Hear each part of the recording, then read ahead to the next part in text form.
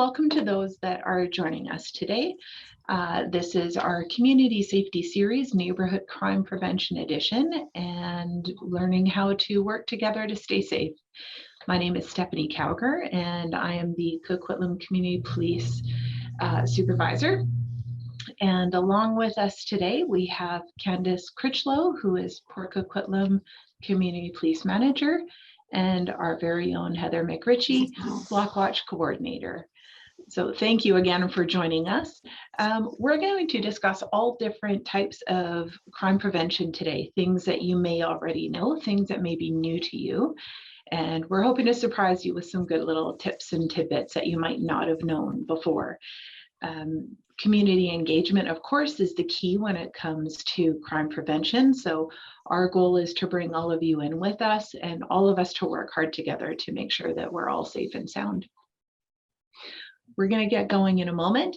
I just give you a bit of a layout. When we're finished our discussions today, we're going to open up a questions and answer period.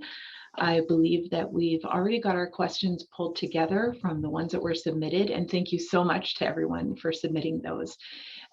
If you have questions that aren't addressed in this webinar, please don't worry about that. You can reach out to us with an email that I'll provide at the end of today's session so that we can answer those questions for you.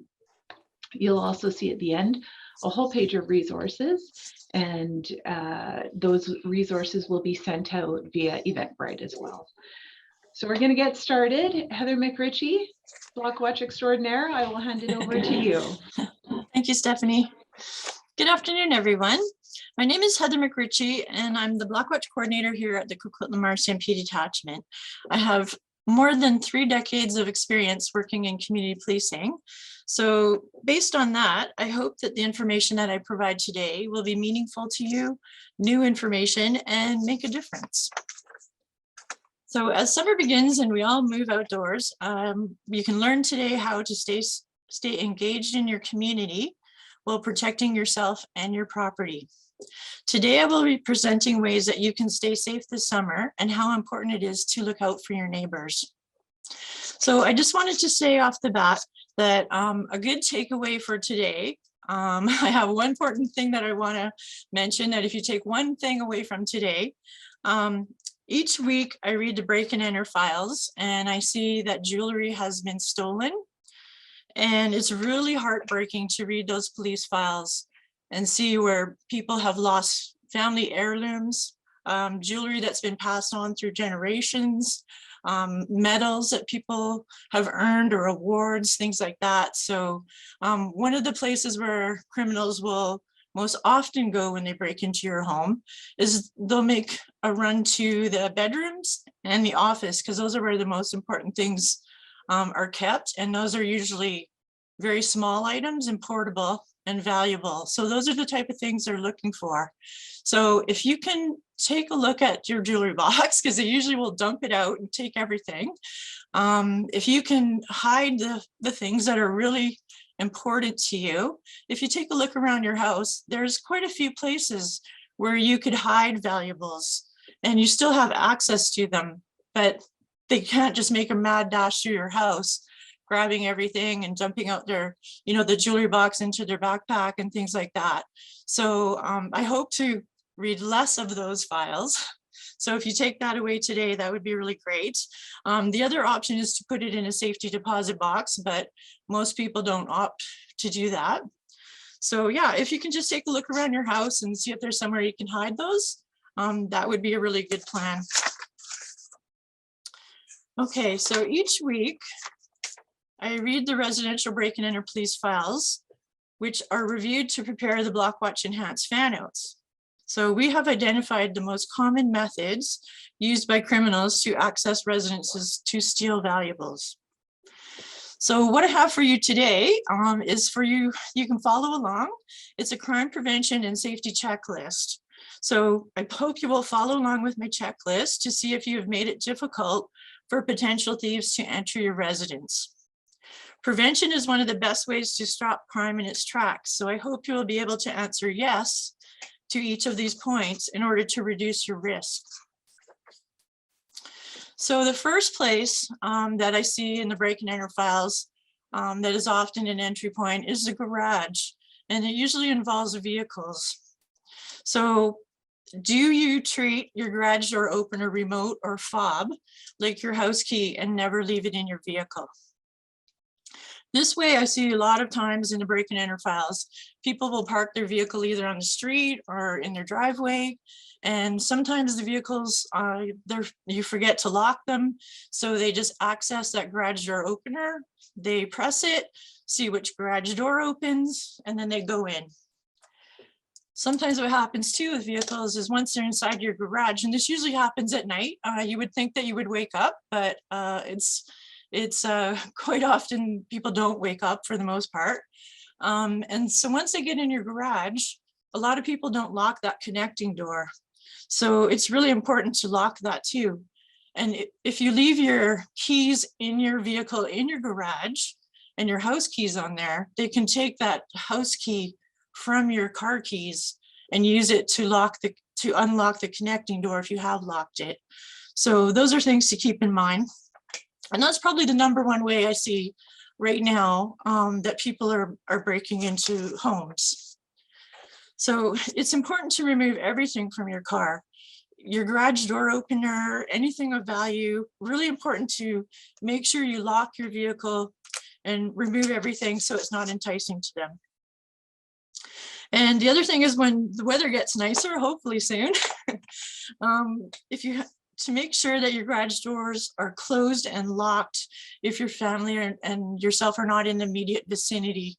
It only takes a couple seconds for them to go in and take something, whether it's $2,000 golf clubs, an e-bike, a mountain bike, a lawnmower. It only takes a second for them to come in and grab something and go. The other thing we see is when ladders are left out. So our ladders tucked away inside the garage or securely chain locked is stored outside. So that's one way they get in. They're pretty inventive about ways they can get into your home. So if there's not a ladder, I've seen all kinds of crazy ways that they use to, access, an upper floor balcony that you've left the window open or something like that when it starts to get hot, hopefully soon. I've seen them upend a picnic table and use it to climb up onto second floor. I've seen them go onto the top, climb a fence and climb up that way. So yeah, it's important to make sure that, you make sure that you've done everything you can.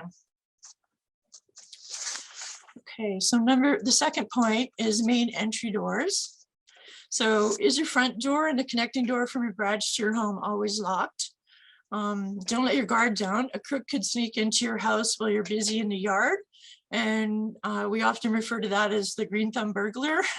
While you're out working on your lovely landscape in your yard, and sometimes there'll even be a distraction scam where they'll have another person working with them and, talk to you about your plants and things like that, and just strike up a conversation, keep you distracted while the other person goes in the house. As far as doors go, do your exterior doors have deadbolt locks with a minimum 2 centimeters or 1 inch throw? That's the part that the lock goes into the frame. And strike plates anchored to the framework with 7.6 centimeters or 3 inch wood screws, making it more difficult for criminals to kick the door to open your door to get access to the residence. When criminals are doing break and enters, a lot of times they have a particular way that they like to break in. And if that doesn't work, they can move on to the next house. So if they're, interested in only kicking the door open, things like this will help with that. Make sure deliveries are picked up from your front steps. So don't let newspapers and flyers pile up. It looks like no one's home, especially if you enter and exit through the garage. Sometimes you can have things sitting at your front door and you don't notice that. So the next slide is sliding doors and windows. So are sliding doors and windows secure from being lifted out of the frame or slid open? So what you can do is there are anti-shims that you can put into the top. They screw in, they're just a little piece of metal, and you open the window, you screw them in, and then you close your window and lock it. And that prevents somebody from coming along and moving the window and being able to push it up and slide it open. That defeats the lock.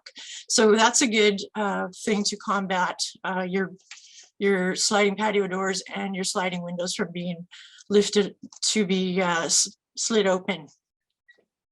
So are there extra locks on your windows that you engage to allow them to be partially open, a small amount for ventilation in hot weather, making it harder for criminals to gain access? So sometimes you have a little locking mechanism, a little piece on the window that has a hole where you can partially open the window and put the lock down. But if you don't have the anti-shims, they can easily lift that up and push it open, and the lock will pop up. So if you can have an extra lock addition to just your window, that makes it harder for them. You want to do everything you can to remove opportunities, and the more you do is going to reduce your risk of becoming a victim. So one thing I see a lot in the files in the summer is that people think that window screens on open windows will keep a criminal out, and that's not the case.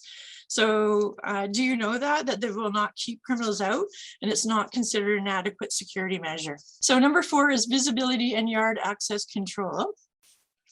So are trees and shrubs trimmed to allow clear visibility around the perimeter of your home?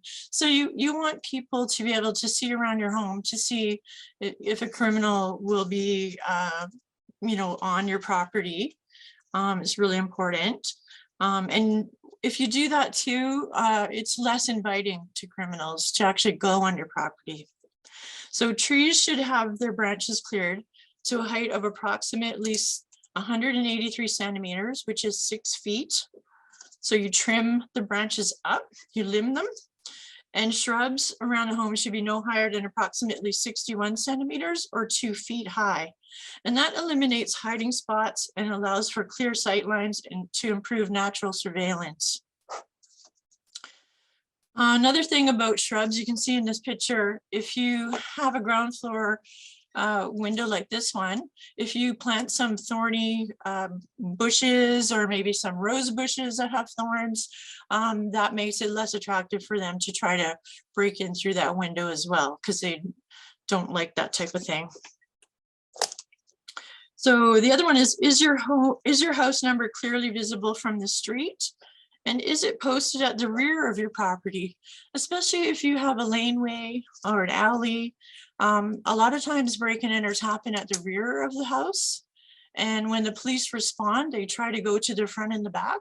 So if you have your address listed on the back of your property, it makes it that much easier for them to respond to the call, because they know the exact address, because they can see it on the back lane or alleyway. Or even if you have a fence and it's a green space, whatever it might be, it's just a really good idea to have it on both sides of your property. Now, the next one is, do you have locks on gates and always use them, reducing access to your property? So sometimes we see criminals will go around, they'll try to get to the side of your house because they would prefer to break into the rear of the residence if they can. So if you're not allowing them that access by locking your gate, a lot of times they'll leave and go somewhere else and they won't access your backyard. So the next slide is number 5. So interior and exterior lighting.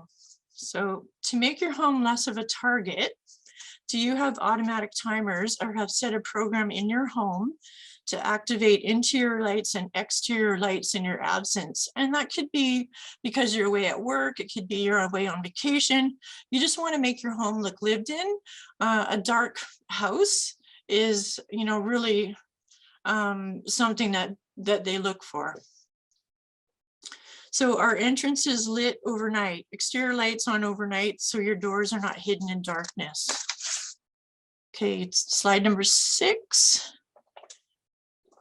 This is property crime. Do you always store your property away securely? Property left in driveways, carports, yards, or open garages are prime targets for thieves. Items such as golf clubs, tools, lawnmowers, bicycles, scooters, motorbikes, kayaks, paddleboards, you name it. They should never be left unattended and always stored and secured away properly if possible. Many summer seasonal recreational items are portable and valuable, which makes them super popular with thieves. Slide 7.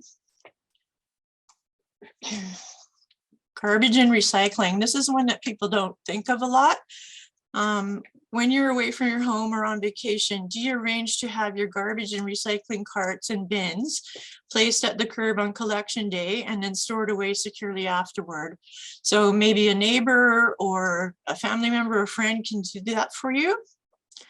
So not having any garbage and recycling carts and bins out on the curb on collection day is a real red flag to thieves that your home is not currently occupied. So do all that you can to make it look occupied. So whether you put your cans out and bins in the morning and you're away at work all day and they've been sitting there all day, everyone else has brought, you know, the majority have brought them in. It sticks out like a sore thumb to them. And when they're driving around or riding around on their bikes, it's really easy for them to spot that. So if you can arrange that, you know, neighbors helping neighbors, that would be good. And do you have a family member, friend, or trusted neighbor that can check on your property while you're away? So that's an important one. Sometimes it can even reduce the amount that's stolen from your house. I've read files where they've broken in and they realize that the person is away on vacation. And rather than, you know, if somebody was checking on it every day, they would have noticed that there was a break and enter, but nobody was checking on the house and they're away on vacation. And so what happened was they realized that and they came back and they started to steal more and more things and larger items like big screen TVs and things like that. So it's really important to have somebody, if a neighbor can even just do a walk around your property. You know, if it's a break-in, they're going to be easy to see that, or a family member, or at least every couple of days if you can. Okay, so slide number 8, excuse me, day trips and vacation plans. So do you always follow the trip plan when you decide to do any activity, such as hiking, mountain biking, ATV dirt biking, water sports, boating, etc., in the great outdoors? And do you always wear your safety gear and have proper equipment?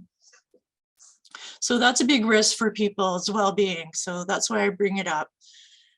One of the most important things you can do to reduce your risk if you get lost or become injured is to tell someone in advance where you're going and when you plan to return. If plans change, it's advisable to update the trip plan you filed. So Coquitlam Search and Rescue has potentially life-saving information on their website. So I really recommend you take a look at it. It's excellent information. They also have a link to Adventure Smart. It's a trip plan app which can guide you through making a plan for your next adventure. And there are other available apps too. You probably saw recently in the news, a lady had one for mountain biking, and it actually gives the whole trail system on that app and rates the trails and everything. It's got lots of good information, but she was able to press the alert on there, and it actually gave the exact location on the trail where she got injured, and the emergency responders were able to go to her exact location because of that app. So there's lots of good ones out there. Some you have to pay for. This one that I mentioned through Coquitlam Search and Rescue is free. It's really comprehensive too, so I recommend you check that out. So slide number 9 is neighbors. So do you know your neighbors? It's really important actually to know your neighbors and to look out for each other. And are you a member of Block Watch? So by getting to know your neighbors and participating in Block Watch, you're making our community safer, more inclusive, connected, and stronger. So I recommend you get involved with Block Watch. It's a really great thing, and there's all kinds of great benefits. So slide number 10. So slide number 10 is a crime prevention nightly routine. So this was created by Crime Stoppers, and it's courtesy of Linda Annis at Metro Vancouver Crime Stoppers. So my question is, do you follow the Crime Stoppers 9 at 9 crime prevention nightly routine? So we should all remember to do a quick basic security check around the house every night of the year, whether it's light out or dark. So police recommend everyone do a check around the home at about 9 o'clock every night, or what works for you, 8 or 9 or 7, whatever works, but they recommend make sure you do it about 9 o'clock.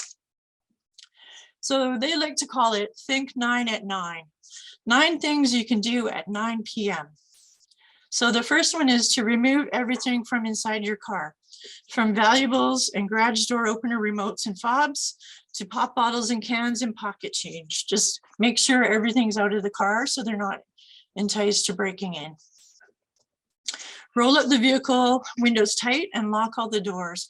Like I mentioned before, a lot of times it's just so simple that the vehicle is not locked and they can access it and get the garage door opener remote and get into the garage. And sometimes they'll continue on into the house. Number 3 is lock up bikes, ladders, and even garden equipment. Number 4 is make sure all garage doors are closed and locked, including the one inside that leads to your home. So that's the connecting door that I was speaking of. Number 5 is close and lock all doors and windows in your home. 6 is set the alarm and check your video security equipment that is working. 7 is leave an exterior light on overnight, so your front door isn't hidden in darkness. And this also helps because usually beside your front door is your address. So emergency responders might not be coming to your house, but they might be looking for a house on your block or nearby. So that really helps. Make sure deliveries from online orders have been picked up from your front step. And don't let newspapers and flyers pile up. Looks like no one's home. So that's what they assume. So with the checklist quiz results, I hope you did well. I hope you scored 10 out of 10. Hope so. So thanks so much for participating. And you can check out more information on the coquitlam.rcmp.ca website. So yeah, and we just want a reminder that if you see something, say something. So to report a crime in progress, please call 911 for suspicious activity or a crime which has already occurred in the Coquitlam RCMP area. Please call 604-945-1550. And I think we're back to. Thank you so much, Heather. That was great. I'm going to pass the torch over to Candace. Candace is going to take a few minutes and talk about the different ways that Coquitlam RCMP volunteers and staff all work together along with the community through volunteerism, different pilot projects, events, partnerships, and how you can get involved and engaged through reporting. Thank you, Candace. Awesome. Thank you very much, Stephanie. I appreciate your introduction there. And yes, I'm going to go over quite a few different topics, so I will make it quick and brief. But for Coquitlam RCMP, there are many, many ways that people can engage with us. So either as a volunteer or as a citizen, you can access some of the services we provide and engage with us. So one of them that we want to go over is our Speedwatch. So in partnership with ICBC, Speedwatch is one of the ways that we can be a presence in neighborhoods concerned about speeding. So we're out every week in many locations. So it's across Port Coquitlam, Port Moody, Anmore, Belcarra, and hopefully Coquitlam First Nations. So sometimes we even get to do tandem events with the traffic officers. And if speeding drivers do not heed our warning, later down the road, an RCMP officer may be waiting to hand them a speeding ticket.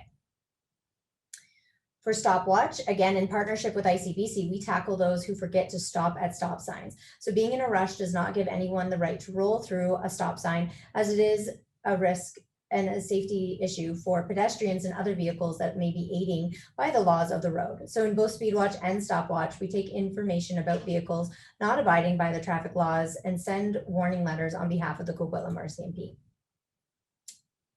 Citizens Crime Watch does a variety of activities to help out with crime prevention in our communities. So you may have gotten an auto crime prevention notice on your vehicle before, or seen their brightly colored jackets and vests as they walk down the streets of identified hotspots from the CompStat created for our current reported crime in the area. So we'll talk a little bit more about that in a little bit. But these volunteers are those extra eyes and ears for the police and report anything that looks suspicious, run license plates, and search for stolen auto or vehicles that may have been dumped in the area. So they're also one of 3 volunteer groups that also do distracted driving checks, or what's also called cell watch. So cell watch is when volunteers go into the high crash locations to provide education or awareness regarding distracted driving. And on average, 76 people die every year in crashes where distracted driving was a contributing factor. So these are bright yellow reminders to not look at your phone. They are strictly observe and report, recording those drivers using handheld electronic devices. And the detachment then again sends those letters later reminding them to not be on their phones. So this being said, the RCMP also does double strikes with them where they are observing and the police are then enforcing. So you may see us out there. Another is our community police stations. So Cell Watch volunteers do run out of our community police stations as part of their external program. So there are 4 community police stations in our jurisdictions operating in conjunction, again, with the city and RCMP. And we offer a variety of community-based programs that reduce crime and extend those police services. So these offices are staffed by a large group of highly educated and dedicated volunteers with only 1 staff person overseeing everything for both cities. The stations are placed where people can come to seek support when deciding to report a crime or addressing nuisance behavior. So the public can bring in found properties such as lost wallets, keys, those kind of things, as well as complete police information checks if you're going to be volunteering within the community. The stations do not provide emergency services, but we are essential as we are a service that we provide a resource hub for crime prevention or community safety. And likely it's coming from a friendly face that you may already know. They may be your neighbor or friend, considering they live and volunteer within their community. The hours vary between the 4 locations. So it's best to call first before attending. And just so you guys know, our top interactions are generally regarding fraud, but also involve thousands of interactions a year. And so come on by, and hopefully if you have an inquiry or you just want to give us a call, you can definitely do that. As part of that program as well, we have our patrol volunteers who are an extension again of that service, and they are the eyes and ears as well on the streets to observe and report. So sometimes they will go on bikes, sometimes they'll go on foot, and they report suspicious criminal and nuisance behavior. They go out multiple times a week. They patrol day and night. They come out to special events or sometimes when requested to particular locations. So if you know that there's an issue, you can also request them. So in addition to supporting the RCMP, these volunteers could also help the city. So they report bylaw infractions, fire concerns, pertinent information to public works. So sometimes if a street light's out or park issues, public dumping. So very similar to your house check, but they do that also for the city. The volunteers work with community partners too, with SD43 and ICBC and businesses to try and help engage there. So sometimes they'll pick up garbage, remove needles, clean storm drains to reduce flooding. So it's a large variety. The volunteers also focus on reducing auto crime. So similar to what we said before with Speed Watch and Citizens Crime Watch, they look for putting out crime prevention notices as well as stolen autos. We also have an anti-graffiti campaign. So this is hosted throughout our community police stations as well. And it's important because graffiti is the defacement of property through words, markings, designs, it doesn't matter, on any surface or building without the consent of the owner. So it can be painted, drawn, etched, sketched. There's so many things, and it occurs anywhere where the opportunity exists. And it damages and destroys those buildings and lowers those property values. So it leaves the impression that ultimately no one cares. And this is again what Heather was getting back to with her list of different things. So it's about maintaining your community and showing that you care. So this is where we come in, and everything from graffiti audits. So we track where graffiti is. We educate the public on how to remove it or report it, as well as we do community cleanups. So if you want to do a cleanup with us, just let us know and you can join us to do a cleanup. And on top of this program, we also have vouchers. So for businesses and private owners who have graffiti on their property and you'd like to get a discounted paint rate, you can reach out to us. So again, at our community police stations, if you're interested in getting those vouchers, we just need a file number from bylaws or the RCMP, and then we would provide one to you. So, and as a final thing, in Port Coquitlam, as part of a project to get back to the basics in the last year, we created an initiative to beautify the city. So this is where we aided in graffiti maintenance and we created city partnerships. So we actually worked with Arts and Culture, BIA, the Shaughnessy Square, TerraCap, BC Hydro. Anyway, all these people pitched in to wrap 12 boxes. And so we're looking forward to doing more. So if you want to let us know of other areas in Port Coquitlam where you want those wraps, you can go to our website at portcoquitlam.ca/CP and we can address that with you. So we have this cute little raccoon that we put in there. We also have, as part of graffiti removal, is maintenance concepts. So this is CPTED, so crime prevention through environmental design. So this is a review of your property's physical layout to determine if crime can be prevented based on these principles. And these are all the different things that Heather was talking about. So there are many, many things to consider though. And to help you think that way, again, it's the way to keep your space to be used as it was intended. So this is best done actually during the building phase, but more consultation can occur just like we saw today. So we can explore those simple and easy, cost-effective ways to look at this design and find a better way. Because there's so many concepts and they work differently, but together and overlap each other. And if you want to know more, you can reach out to us at the community police stations and we can talk more to you about it. I believe Heather could also do the same as part of Blockwatch. And from there, Blockwatch is actually a part of the second generation, which is where it's about community connectivity, cohesion, having that communication to apply that first generation of all those different concepts on the left. So you heard Heather talk about natural surveillance and items like that. So all those things apply and we will do those site assessments for you. Most of them are through word of mouth, but I mean, sometimes if there's a file through the police, they'll actually refer us to come and talk to you because we are trained in CPTED. And I know I'm pushing through this quickly, but this one is now Heather, and she'll give you a brief overview of the benefits of Blockwatch. That's great. Thanks, Candice. Blockwatch has a lot of benefits. So some of those include home security and crime prevention information, liaison support between you and the police, awareness and support for your community through a variety of methods. So I talked a little bit about the fan outs. Comstat info that goes out once every 2 weeks, which is the crime maps and information. Crime alerts, which could be maybe we're getting some type of a scam happening in a particular area, so we alert you about that. It could be particular crime type. It could be, you know, a variety of things that we think you should know about.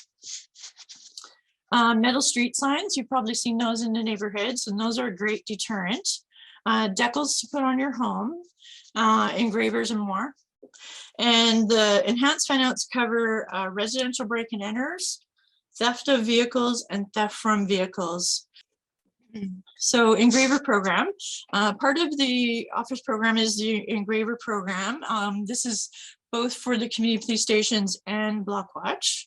So we provide engravers to the community. They must provide a deposit and will receive it back when they return the engraver. So why use an engraver? Well, one would use it to mark your property. It will increase the chances of having your property returned to you if it is ever stolen or goes missing. And engraving often serves as a deterrent, as criminals are less likely to steal marked property. And I see that a lot in the break and enter files. Then they leave the things that are engraved behind. So you may even want to make this as an activity, like at a strata meeting or a business lunch and learn, or your block party. You know, there's a variety of things that you can do to make it easier. And that way too, if somebody has mobility problems and there's a group, then, you know, maybe somebody can do that for them. And that's a good way to help out. Awesome, thank you, Heather. Those are great suggestions. And I think that hopefully people will follow those and use those, as guidelines. Some of the other things that we do is we actually host a variety of community projects. So they're currently on the go. We have more that are coming. So here's a few handfuls of them. One is our auto crime campaign. So you may have seen this in Port Coquitlam and Coquitlam. We have been rotating these signs and they are educating on auto crime. So we've been partnering with businesses and private properties that have recently been identified in our hotspots to make sure that these were brought to that community for awareness and education about driving by, for citizens that may have been driving by, parking, or shopping in those areas.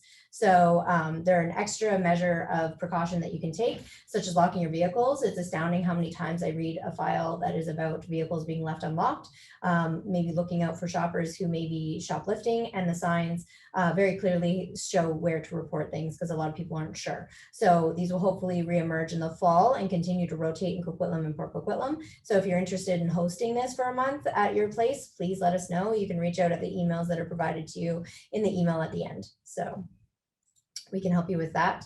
We also have our webinars, which you guys are here today joining us, listening and participating. So over the pandemic, we produced many of these and we have hosted them on our YouTube. So we really hope that you can go and take a review if you haven't seen them. There's some really, really great subject matter experts and great topics. And I think that you'll be astounded by the information you'll get in there.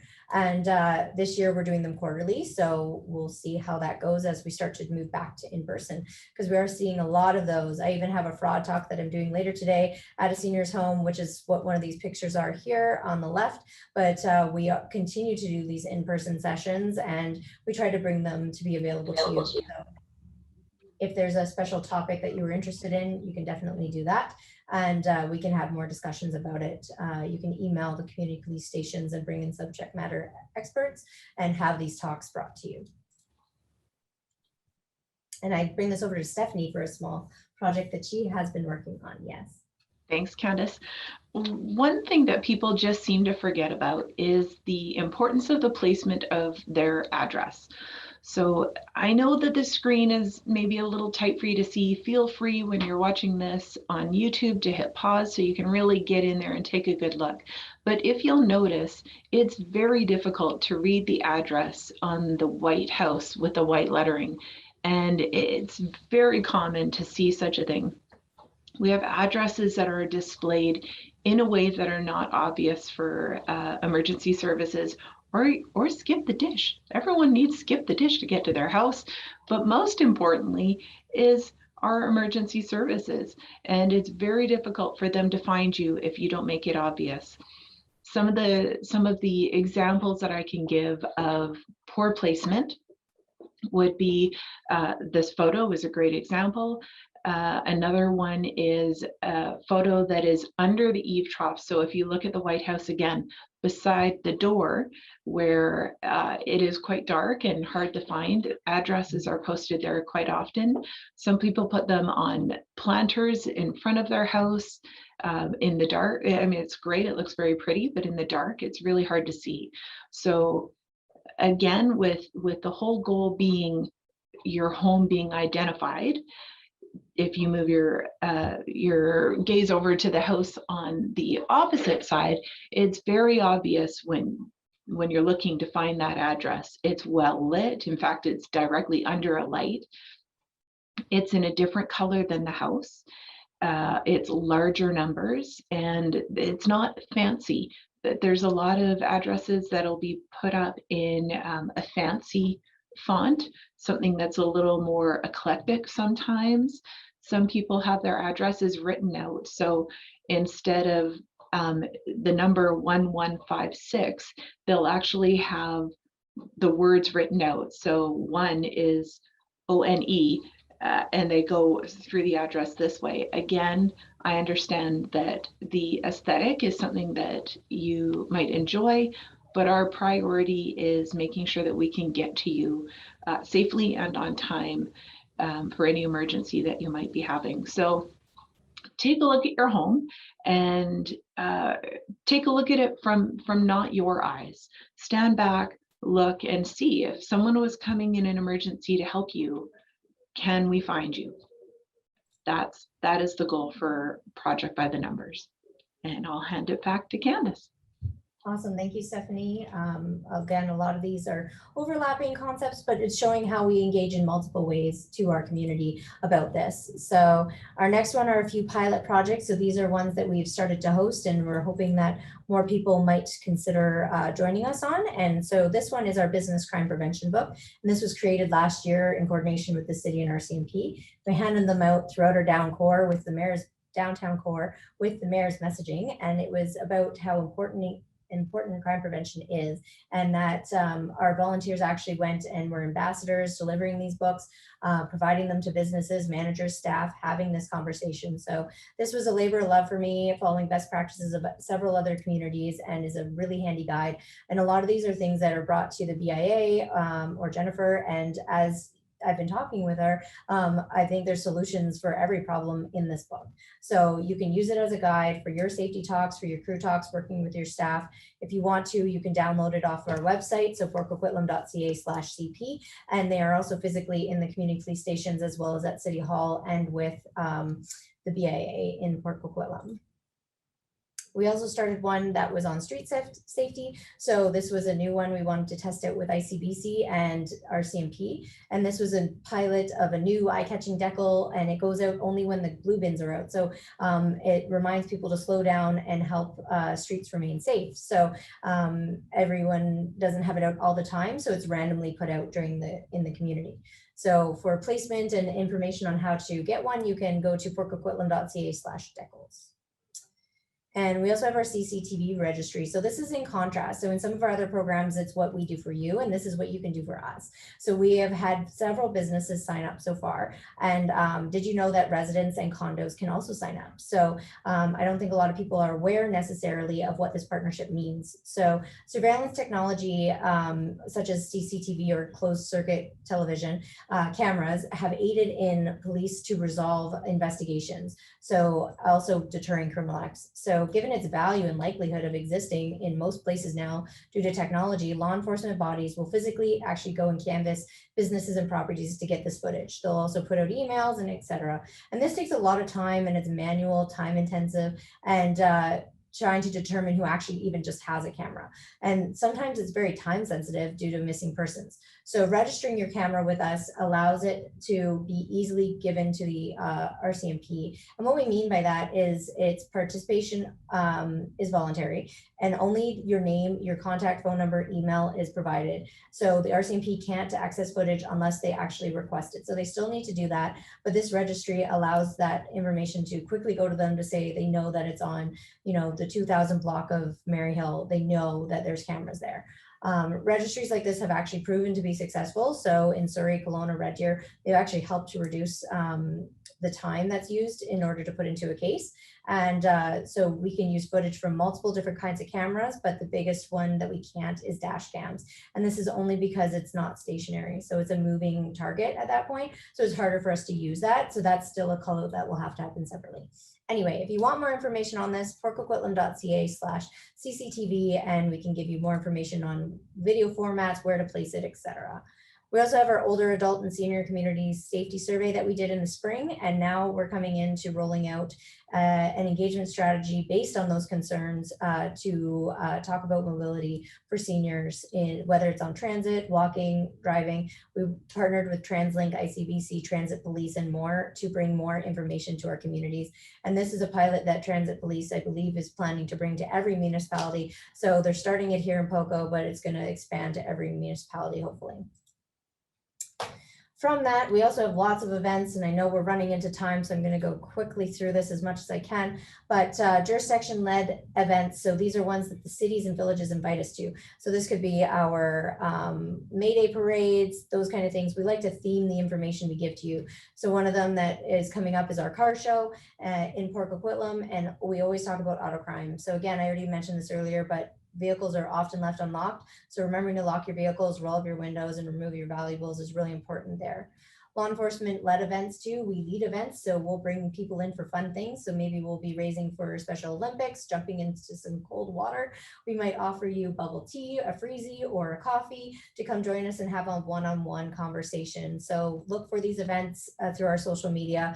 We will be hosting them more. Another is on hot topics. So we bring people in to talk about them. So back in the day when marijuana was being legalized, we had a conversation with youth, as well as we had conversations with even shopping at the mall on shoplifting or even auto crime.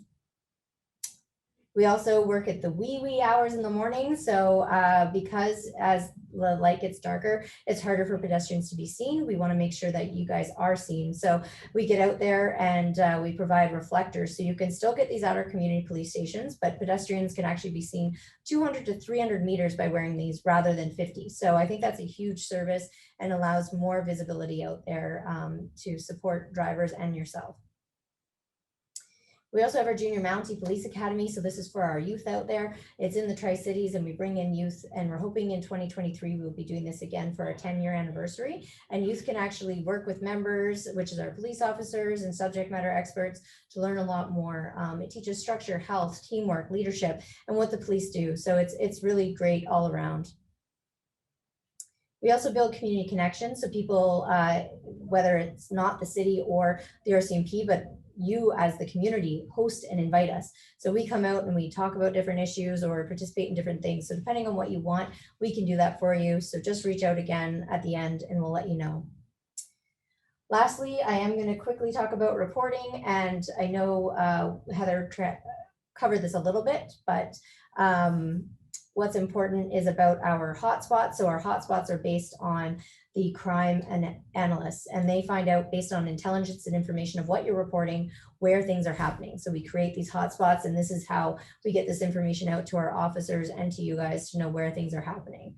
And we work through some of these different concepts with our prolific offenders, who are the ones that create the most amount of crime, as well as crime causation, to know different special groups and projects to build and reduce crime within our community.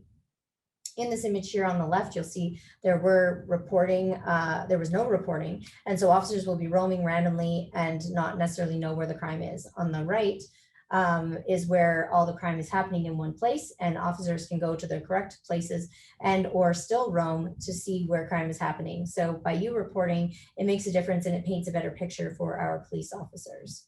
There is an anonymous way you can report. So you can do this through Crime Stoppers, and you can see their website and information here. We also have reporting to 911. So we already talked about this, and what's really important is saying if it's police, fire, ambulance, and what you're looking for. And if you don't speak English, one thing you can do is you could say police, Coquitlam, Mandarin. And this lets us know that what you're looking for, the location, and what language you speak, and we can then support you. And these are the different reasons for calling 911. So life in danger, crime in progress, and there's a good chance of us catching the suspect. Non-emergency, so we've already given you the number, 945-1550, and these are after the fact. So these are things not in progress, not happening in the moment, and you can report them after the fact, or it's not life or death. So reporting a noisy party, it could be happening in the moment, but it allows us that it's not a life or death situation.